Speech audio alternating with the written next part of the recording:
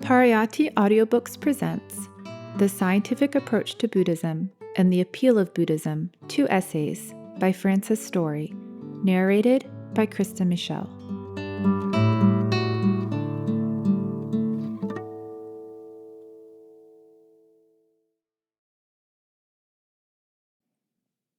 The Scientific Approach to Buddhism, from The Light of the Dhamma, Volume 1, Number 4, 1953. The eminent scientist Bertrand Russell has summed up the position of present-day philosophical thought as follows, quote, "Assuming physics to be broadly speaking true, can we know it to be true? And if the answer is to be in the affirmative, does this involve knowledge of other truths besides those of physics? We might find that, if the world is such as physics says it is, no organism could know it to be such, or that, if an organism can know it to be such, it must know some things other than physics, more particularly certain principles of probable inference." End quote.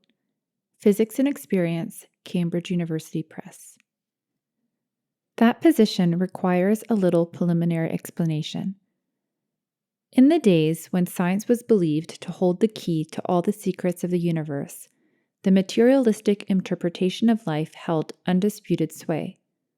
The scientist, it was thought, had only to turn the key, in other words, open up the atom for investigation, and the basic principle of all material phenomena would be exposed. All life and thought processes were believed to have a material origin and foundation, and there was no room for the supernatural concepts of religion. Everything was a mechanical process of cause and effect, with nothing beyond. The evidence of physics, so far as it went, was overwhelming. It was supported by the findings of astronomy, psychology, and Darwinian evolution. Scientists believed that they understood the nature of atomic processes so well that if the relative position, direction, and force of all atomic units in the universe at any given moment were known, every future event in space and time could be accurately predicted. It was only a question of obtaining the data. In course of time, the key was turned. The construction of the atom was analyzed, but it was found to resolve itself into energy, a process of transmutation from one form of radiation into another, a continual cycle of arising and passing away of electronic particles. With the discovery of quantum mechanics, another modification entered into the accepted scheme of rigid causality. It was found that although the law of predictability held true of large numbers of atomic particles, it was not valid for individual atoms. The law of deterministic causality was not absolute. It could only be applied statistically or quantitatively where large groups of atoms were being dealt with. This new concept opened the way for what is called the uncertainty principle. From a philosophic viewpoint, which is, strictly speaking, no concern of the pure scientist who is only engaged in the investigation of phenomena, not its implications, this uncertainty principle made room for the idea of free will, which had necessarily been absent from the idea of a universe entirely determined by causal principles that admitted of no variation. With the changeover from a static to a dynamic concept of matter, the scientist did not alter his materialistic theory, because science, by its nature, has to assume the substance or reality of the material with which it is working. But a radical change took place in the attitude towards knowledge itself. Man, and the working of his mind, is a part of the universe, and his examination of its phenomena is like a person looking into the working of his own brain. He is looking at that with which he is himself identified. He cannot get outside and view it objectively. The picture of the universe presented through his senses is quite different from the picture given by physics, where his senses tell him there is solidity, form, and substance. Physics tells him there is nothing but a collocation of forces in a perpetual state of flux, of momentary arising and decay, and, moreover, that solid forms are really nothing but events in the space-time continuum, and that the so-called material object is itself mostly space. There is no such thing as a solid as we understand the term. It is merely a convention of speech based upon the deceptive data provided by the senses. Our senses, however, are the only possible means of contact with events outside ourselves, and the data of physics, similarly, have to reach us through these senses. So the problem arises, can we ever be certain that the picture presented by physics is a true one? This picture, it must be remembered, is a purely theoretical one. It is a matter largely of mathematical formulae, from which the mind has to make up whatever imaginative approximation it can. The universe of physics is an entirely mental concept. We cannot make up any picture of the space-time manifold of Einstein, so we have to rely upon the evidence of mathematics, which reveals a new dimension entirely outside the range of our normal experience. But the physicist has come to distrust even the working of his own mind, since it is itself a part of this quite illusory fabrication. And so he has been forced to ask himself the revolutionary question, quote, if physics is true, is it possible for us to know that it is true? End quote. The whole subject-object relationship is thus brought into question. When the mind registers the impression, which we call seeing an object, can we be certain that the object seen really exists outside ourselves, or that there is any event taking place in space-time that bears the slightest resemblance to what we think we see? Science can give us no assurance on this point. The scientific view of the phenomenal universe has reached the stage and does not seem capable of going beyond it.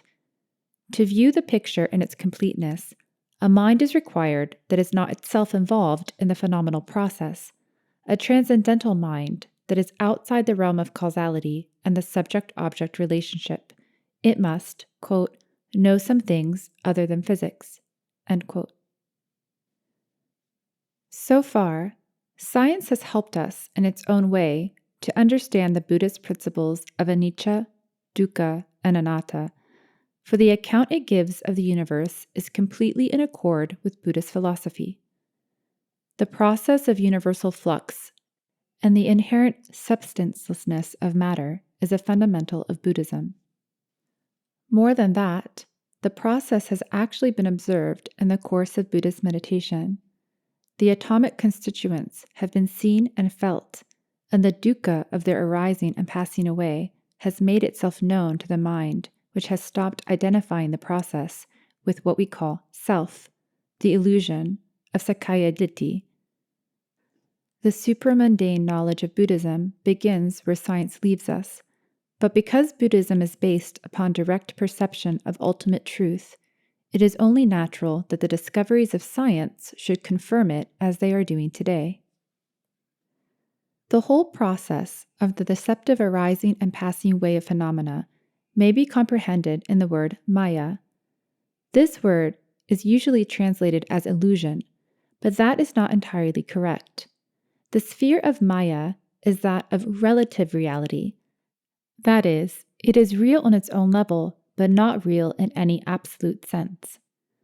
To the consciousness functioning on the same level, or at the same vibrational frequency, a solid is a solid exactly as it appears through the 5 doors of the senses.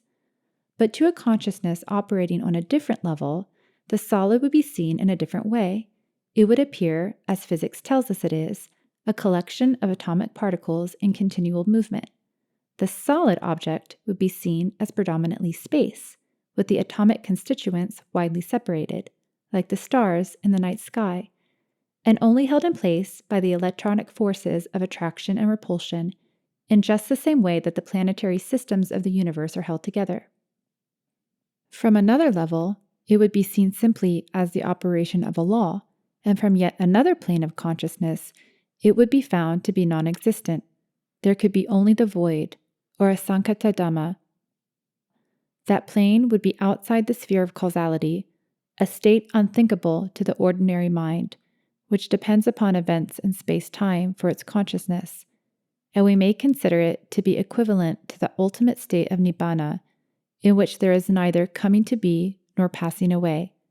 the space-time continuum of phenomenal perception would be transcended, and the timeless, unconditioned state would then be reached.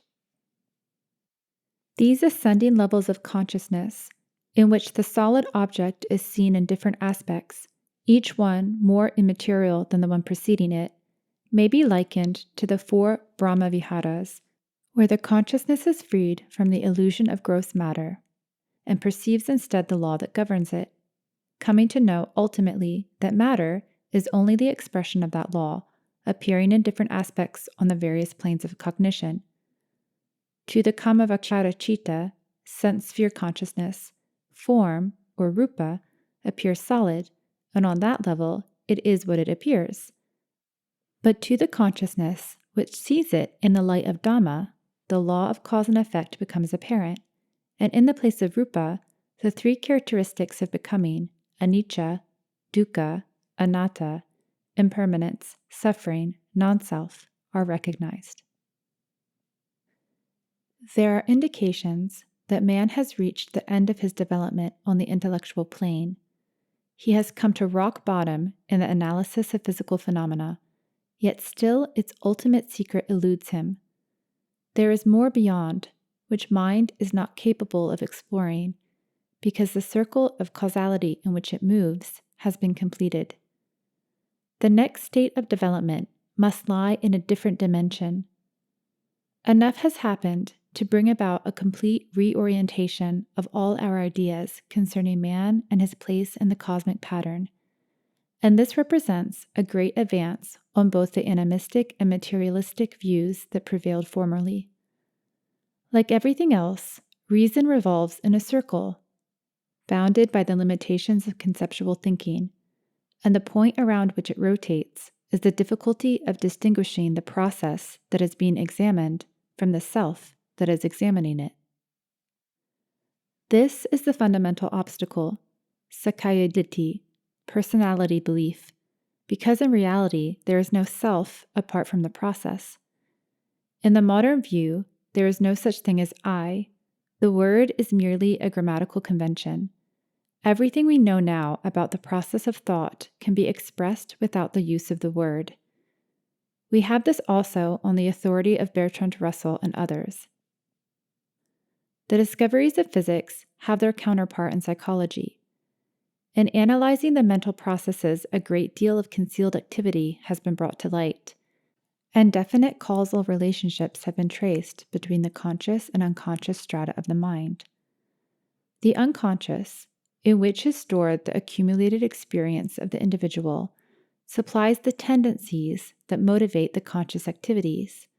Thus, it may be identified with the bhavanga, or life continuum, which takes the place of any connecting entity between one phase of consciousness and the next.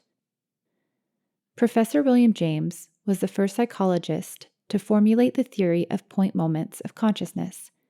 He demonstrated that these point moments come into being and pass away again in rapid succession, thus giving the impression of a continuous entity, whereas they are, in reality, only infinitesimal units of a series, each existing for a fraction of a split second and then passing away to make room for its successor. They are, in fact, like the thousands of static pictures on a reel of film, which, when run through a projector, produce the illusion of a single moving picture. Furthermore, we are only conscious of each one in the moment of its passing away. For this reason, they are sometimes called death spots, and the resultant consciousness is dependent upon memory. These point moments arise in obedience to the law of causality, each having its causal genesis and the one preceding it, but there is no other connection between them. Everywhere in psychology, we come upon these causal processes and the continual state of flux in thoughts, mental impressions, and cognition, but nowhere can we detect any permanent entity linking the succession of events together. Again, as in physics, we find only causal relationships, and the Abhidhamma analysis holds good throughout. Freud went so far as to maintain that every overt act of the conscious mind is instigated by an antecedent cause and no thought can arise spontaneously. This he demonstrated in his Psychopathology of Everyday Life. When the cause could not be found in the conscious mind, he sought it in the unconscious. His researches led him to the theory that most so-called accidents were the result of a subconscious wish, that they were in fact engineered by the subconscious mind for reasons of its own. The theory has been disputed by later investigators, but Freud collected a formidable mass of evidence in support of it. From the Buddhist point of view, it appears to be at least a partial truth, inasmuch as the unconscious stratum of the mind carries the tendencies and predispositions of the individual, which are his accumulated karmic influences. It is the activity of that portion of the mind which determines the experiences and events of his life. It is not that the unconscious mind wills the events, because it has the nature only of bhavanga, a current directed by past habitual thoughts, and lacks the quality of volition, which is a characteristic of the conscious mind. But events such as accidents are certainly determined by the unconscious mind in the discharge of its mechanical function of projecting those situations that constitute the individual's experience in accordance with his karma. Mano Bhubangama Dhamma, Manosetta Manomaya. All phenomena arise from mind. Mind is the chief. They are all mind-made. Freud's error was merely that he mistook a partially understood causal process in the subconscious mind for an act of volition. That is why his theory has never been completely proved, despite the high percentage of successes in his experiments. It is another instance of science approaching Buddhism, but lacking the key that will unlock the last door.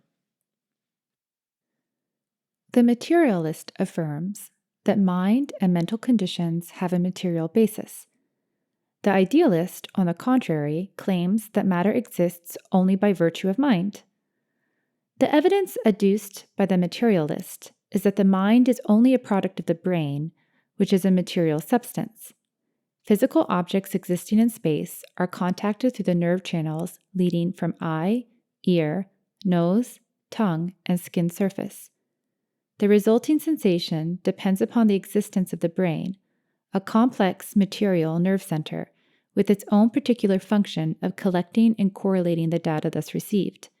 If the brain is damaged, it operates imperfectly. If it is destroyed, it ceases to function altogether. The mind, then, is considered to be a causal process depending entirely on material factors. The reasonableness of this point of view cannot be denied, but it does not account for all the facts. If the process is strictly a mechanical one, determined by physical causes which can be traced back to a material origin and obeying a rigid causal law, there is no room for the exercise of free will. Evolution, then, becomes a predestined, automatic process in which there is no freedom of choice between possible alternatives. Yet, even biological evolution demands such a choice. Since the production of specialized types is usually attributed to natural selection, those types, such as the mastodon, brontosaurus, pterodactyl, and other extinct species, which made a choice of development that suited them to a particular environment, disappeared when that environment changed. They had over-specialized and could not readapt themselves. There is nothing automatic about the evolution of species. It is conducted on a system of trial and error and shows at least as many failures as successes. There are some who consider that man himself must be numbered among the failures, since he shows a tendency towards self-destruction due to the fact that his spiritual evolution has not kept abreast of his increasing mastery of physical forces.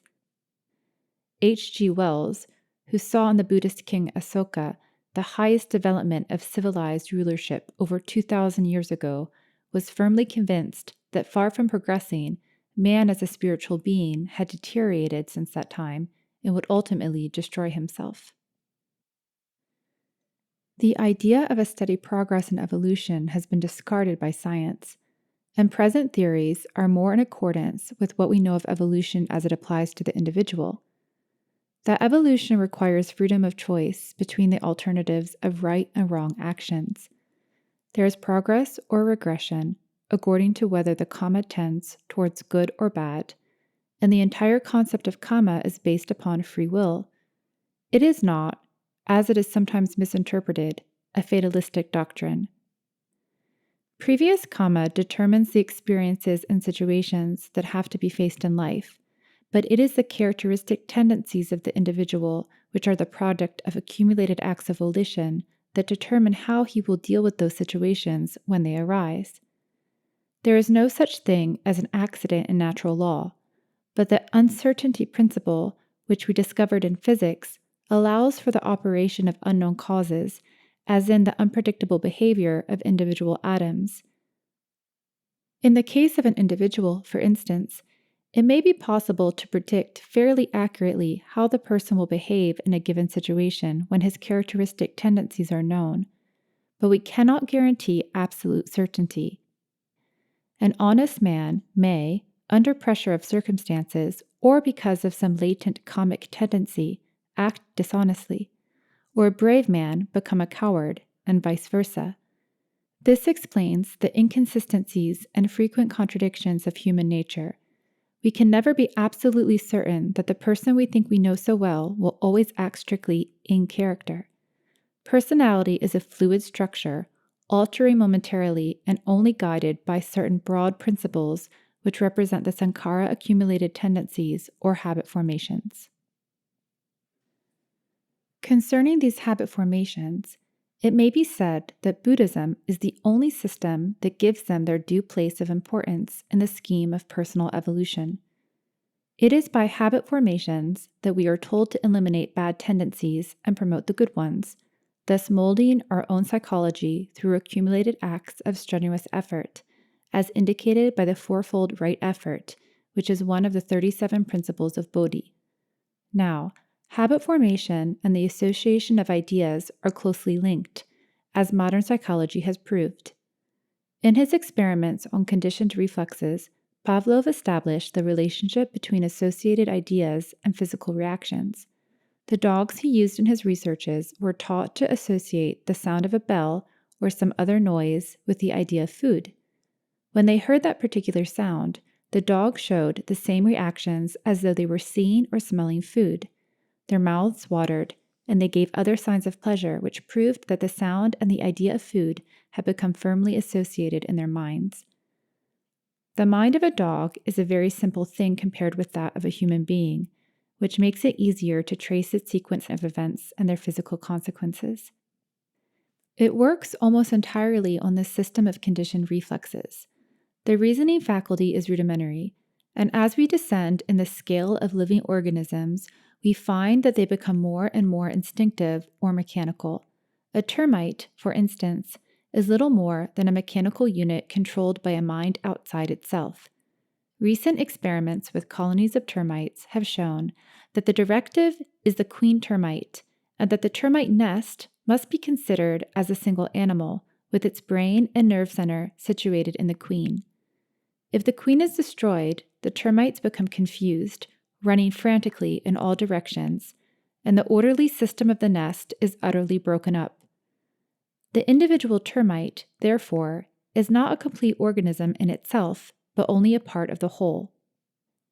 They are, as it were, limbs of the main body, detached from it, but functioning in all ways like the limbs of a single animal.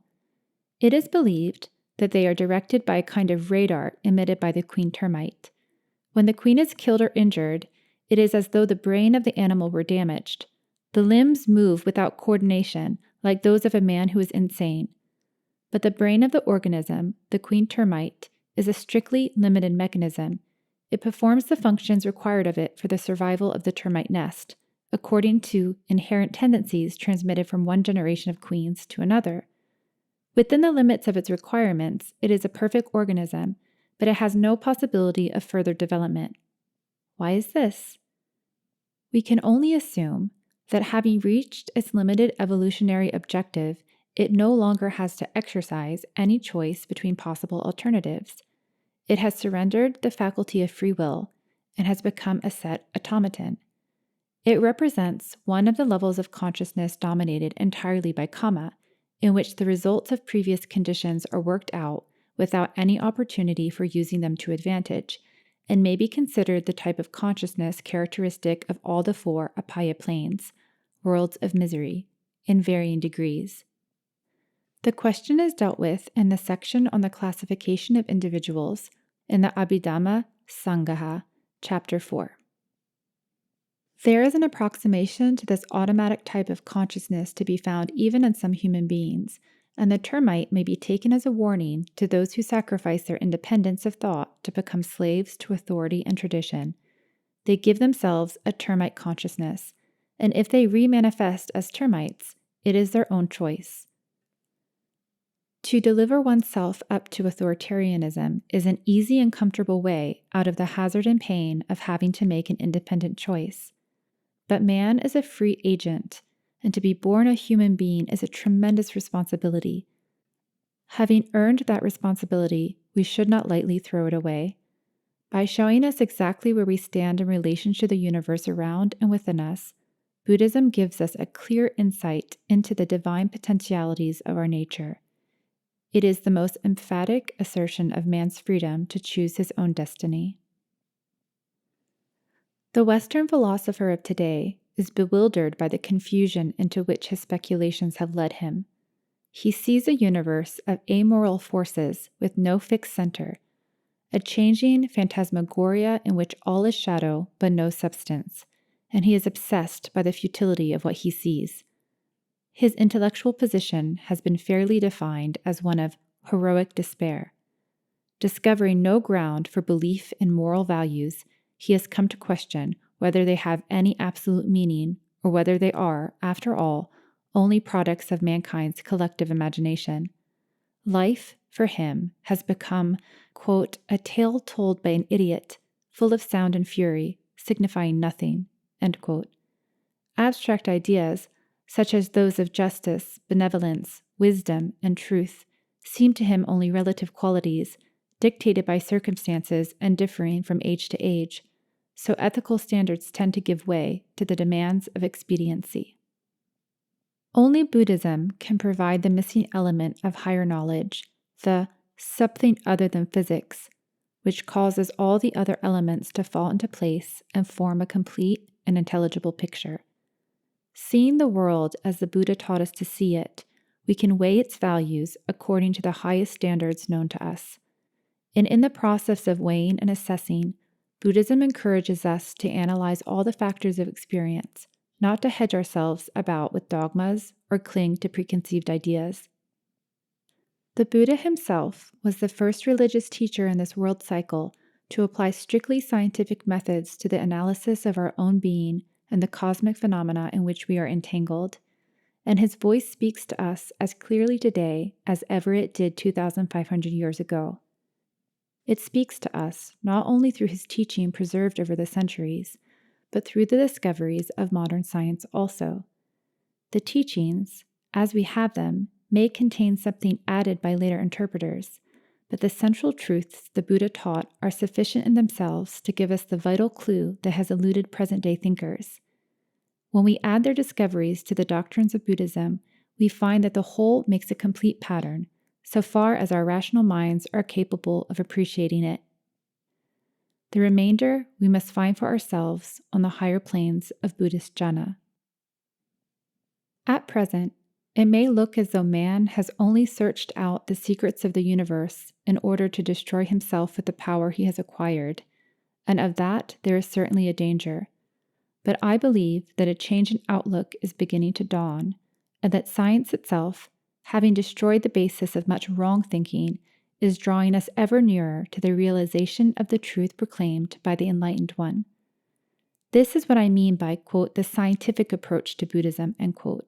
Without being aware of it, the modern scientist and philosopher are being propelled irresistibly in the direction of Buddhism. Their uncertainties and doubts are spiritual growing pains, but a time will come quickly when they will realize that although they have had to reject everything on which their ordinary religious and moral beliefs are founded, there is a higher religion, one based upon systematic investigation and the sincere search for truth, which will restore their lost faith in the universal principles of justice, truth, and compassion. Those who now believe that man has come to the end of his tether will then see the opening up of vistas into the future that they only dimly suspect, and will recognize, beyond it all, the final goal of complete emancipation from the fetters of ignorance and delusion.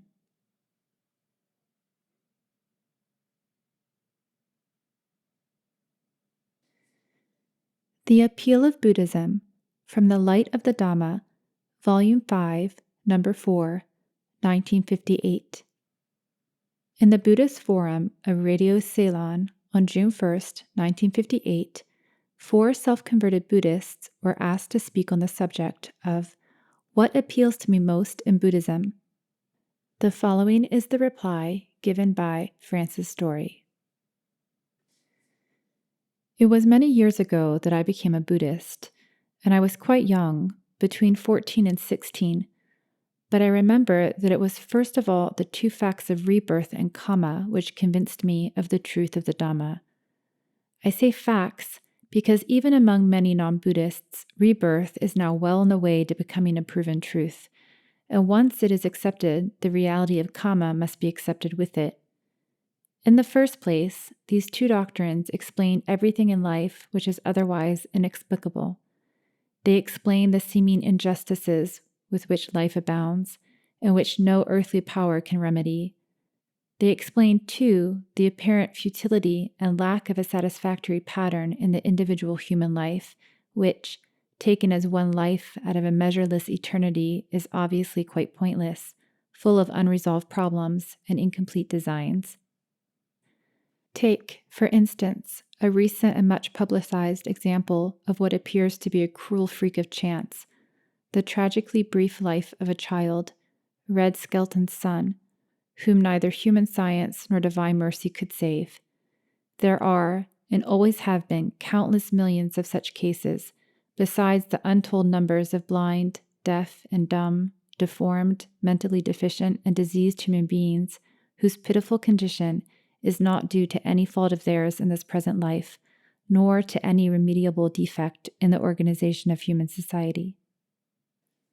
Materialists may say what they will, but we now know enough of the limitations of science to realize that it will never be able entirely to abolish these evils. At the same time, we can no longer derive comfort from religions that science has discredited. While we know that material progress will never succeed in abolishing suffering, it is equally futile to suppose that some special compensation for unmerited misfortune awaits the victims in a future life, irrespective of any moral issues that are involved. The sense of justice, which was very strong in me, demanded a reason for these things and an intelligible purpose behind them.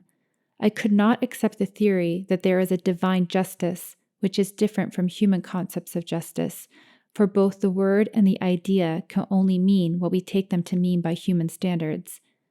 If conditions are not just in the human sense, they are not just at all. There cannot be 2 different meanings to the word. The justice of God is an invention of theologians, the last refuge of unreason. But right at the beginning, Buddhism gave me the justice and the purpose which I had been seeking. I found them both in the doctrine of karma and rebirth. Through them, I was at last able to understand the otherwise senseless agglomeration of misery, futility, and blind, incessant cruelty which forms most of the picture human life presents to a thinking person. Those who know something about the subject may say, yes, but Buddhism is not alone in teaching karma and rebirth. Hinduism has it also. That is true, but Buddhism is alone in presenting rebirth as a scientific principle. When I say scientific, I mean that it is a principle which is in accordance with other universal laws which can be understood scientifically and even investigated by scientific methods. The principle of change and serial continuity is one that runs throughout nature. All scientific principles are based on it. In Buddhism, it is the principle of anatta which lifts the concept of rebirth from the level of primitive animism to one on which it becomes acceptable to the scientifically trained mind.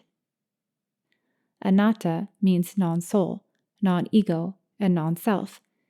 It is the denial of any abiding or constant and unchanging element in the life process. Buddhism does not point to a soul that transmigrates. It points to a continuum of cause and effect that is exactly analogous to the processes of physics. The personality of one life is the result of the actions of the preceding current of existences in precisely the same way that any physical phenomenon at any given moment is the end result of an infinite series of events of the same order that have led up to it.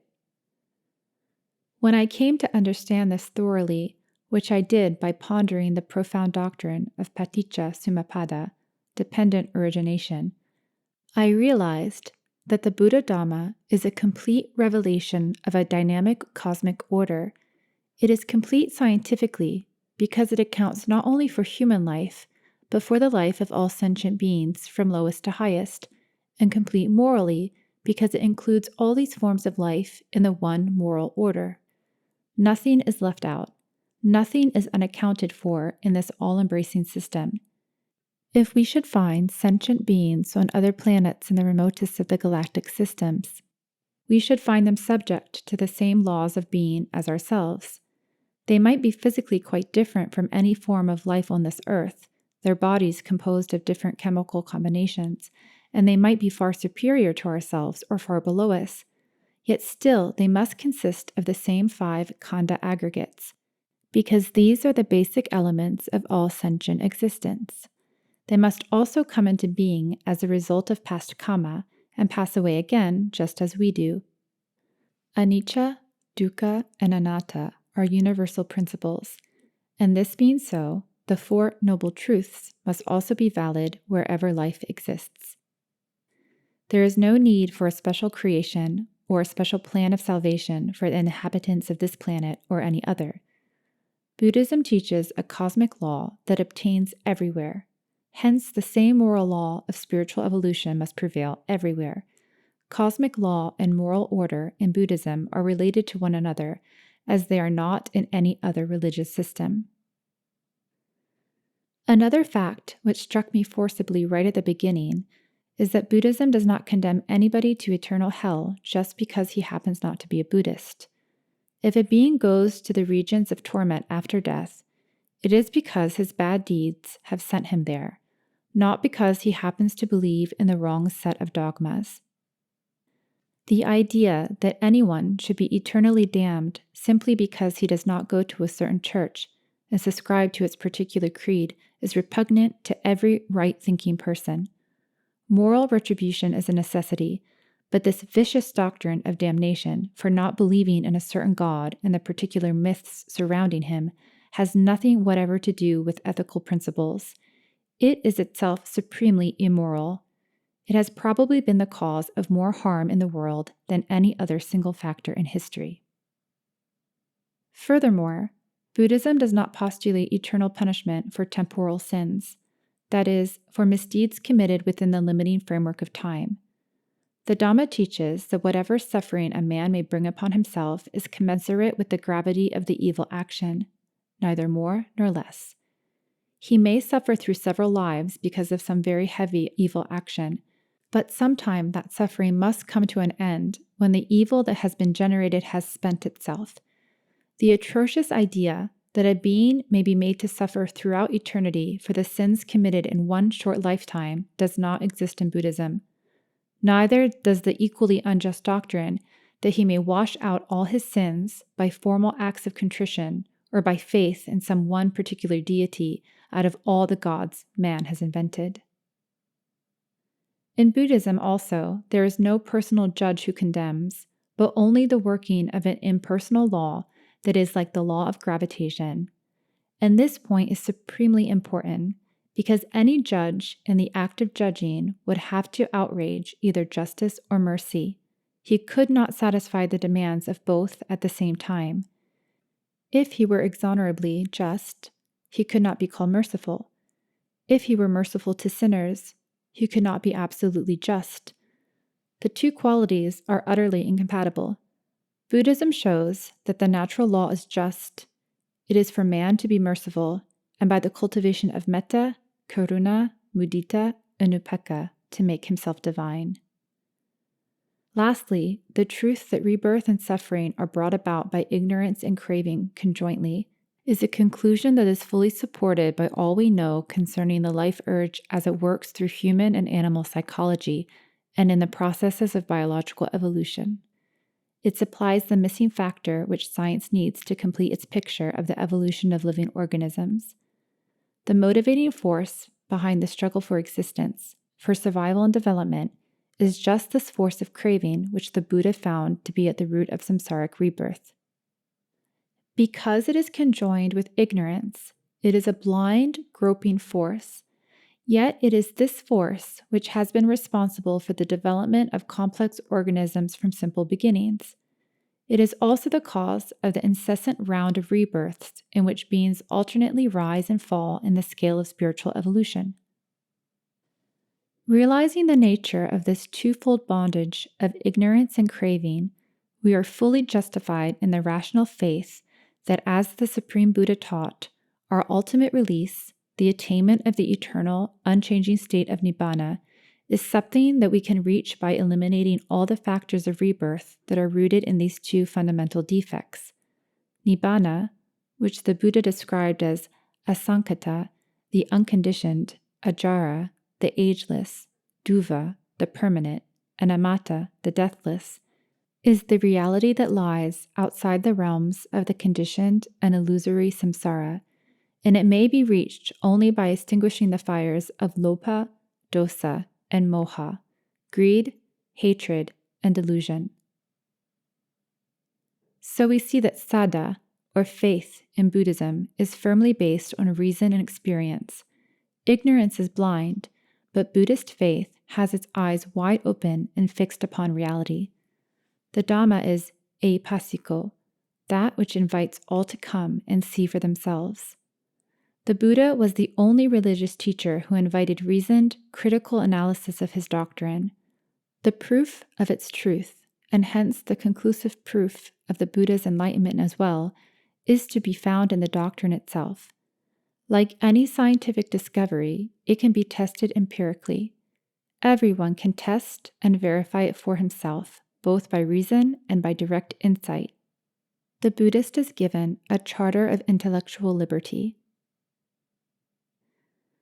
These are just a few of the features which appealed to me when I first started studying Buddhism in my quest for truth. There were many others which followed later. They came in due course as my own understanding and practice of the Dhamma made them manifest to me. As one investigates the Dhamma, new vistas are constantly opening up before one's vision. New aspects of the truth are continually unfolding, and fresh beauties are being disclosed. When so much of moral beauty can be discerned by merely intellectual appreciation of the Dhamma, I leave it to you who are listening to imagine for yourselves the revelations that come with the practice of Vipassana or direct insight. There can be nothing in the entire range of human experience with which it may be compared.